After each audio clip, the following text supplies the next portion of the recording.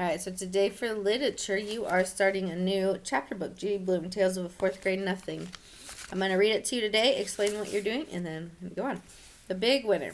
I won dribble at Jimmy Fargo's birthday party. All the other guys got to take home goldfish in little plastic bags. I won him because I guess there were 348 jelly beans in Mrs. Fargo's jar. Really, there were 423, she told us later. Still, my guess was closest. Peter Warren Hatchet is a big winner, Mrs. Fargo announced.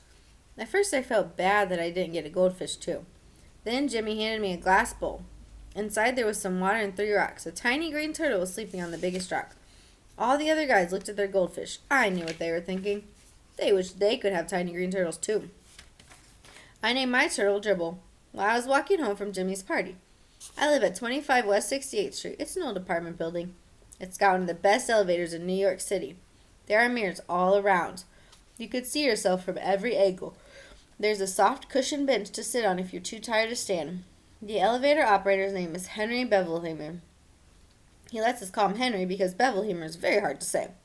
Our apartment's on the 12th floor, but I don't have to tell Henry. He already knows. He knows everybody in the building. He's that smart.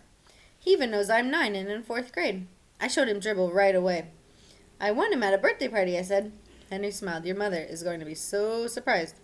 Henry was right. My mother was really surprised. Her mouth opened when I said, just look at what I won at Jimmy Fargo's birthday party. I held up my tiny green turtle. I've already named him Dribble. Isn't that a great name for a turtle? My mother made a face. I don't like the way he smells, she said. What do you mean, I asked. Put my nose right down close to him.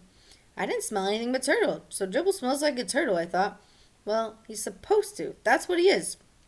I'm not going to take care of him either, my mother added. Of course you're not, I told her. He's my turtle. And I'm the one who's going to take care of him. You're going to change his water and clean out his bowl and feed him and all of that? She asked. Yes, I said. And even more, I'm going to see to it that he's happy. This time my mother made a funny noise, like a groan.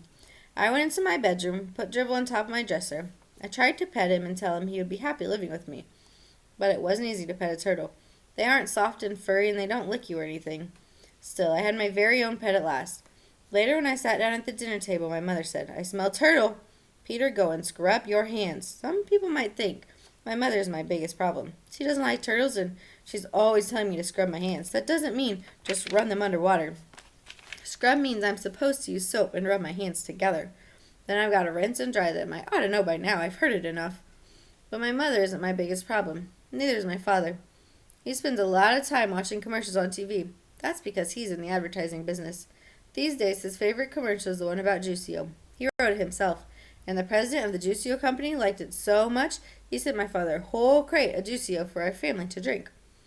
It tastes like a combination of oranges, pineapples, grapefruits, pears, and bananas. And if you want to know the truth, I'm getting pretty sick of drinking it. But Juicio isn't my biggest problem either.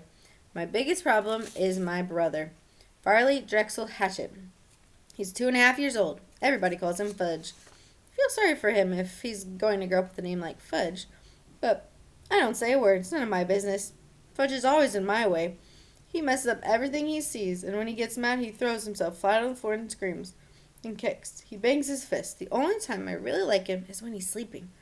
He sucks 4 fingers on his left hand and makes a slurping noise. He saw Fudge dribble. When Fudge saw Dribble, he said, Ooh, see? And I said, that's my turtle. Get it, mine.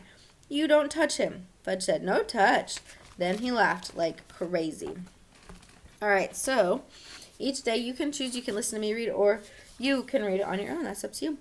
And then you're going to work on your novel study. So first, back of this page has vocabulary words. And each day you're going to answer chapter questions, and then there's one more activity that goes with the chapter. This is a character analysis. So you're writing down Peter's thoughts, his words, his action, what he thinks, what he says, and what he does.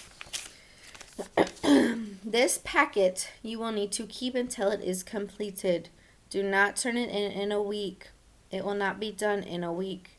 Do not turn it in. You're going to have a very hard time doing this if you turn it in early.